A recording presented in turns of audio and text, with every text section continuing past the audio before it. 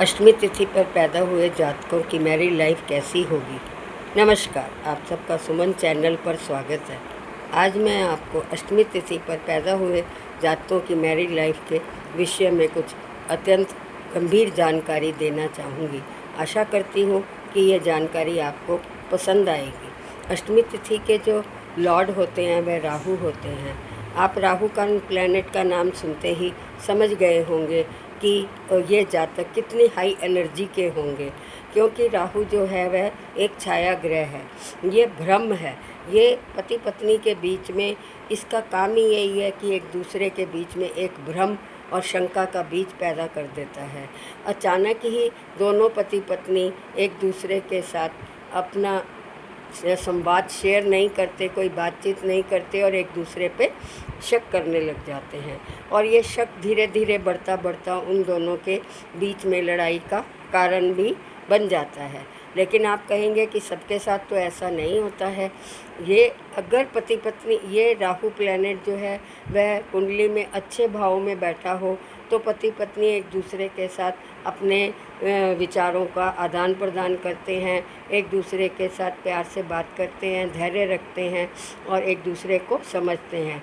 लेकिन राहु अगर आपकी कुंडली में अच्छे घरों में, जो कि मैं पहले भी बता चुकी हूँ अच्छे घर कौन से होते हैं, 6, 8, 12 में बैठा है या मैलेफिक प्लैनेट से ग्रस्त है, तो पति पत्नी दोनों एक दूसरे को नहीं समझ पाते हैं।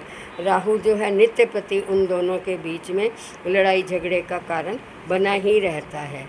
इसलिए आप सबको चाहिए कि इस तिथि पर जन्मे जातकों को इस बात का विशेष ध्यान रखना चाहिए कि राहु ही हमारा मस्तिष्क है। राहु जो है दिमाग के अंदर ऐसी बातें पैदा कर देता है जो वास्तव में होती नहीं है। ये एक भ्रम सा जाल सा बिछा देता है भ्रम का। इसलिए आप सबको राहु की, अगर आप इतना तो कुंडली नहीं देखनी आती, ये नहीं पता होता कि 6, 8, 12 में राहु कहाँ बैठा है, मैलेफिक प्लैनेट कौन से हैं, लेकिन आपको अपनी तिथि तो अवश्य पता होगी।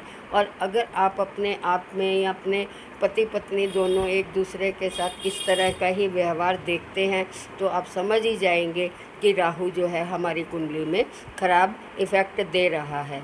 और इसके लिए अगर आप सबको ऐसा महसूस होता है तो आप एक उपाय कीजिएगा। राहु का सबसे अच्छा उपाय जो है, राहु किसी से शांत नहीं होता।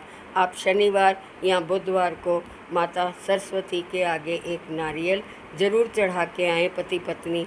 और दूसरा उपाय यह है कि राहु मंत्रों का जाप करना चाहिए। तीसरा उपाय यह है कि पति पत्नी को धैर्य रखना चाहिए, प्रेम से एक दूसरे के साथ व्यवहार करना चाहिए। शंका का बीज अगर आए तो उसको पनपने नहीं देना चाहिए और मीठी वाणी बोलनी चाहिए।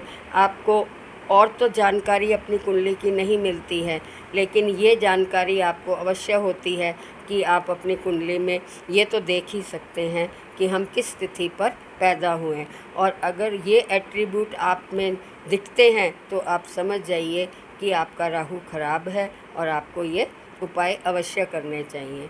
अगर आपको मेरी वीडियो पसंद आए तो लाइक करें, शेयर करें और सब्सक्राइब करें। धन्यवाद।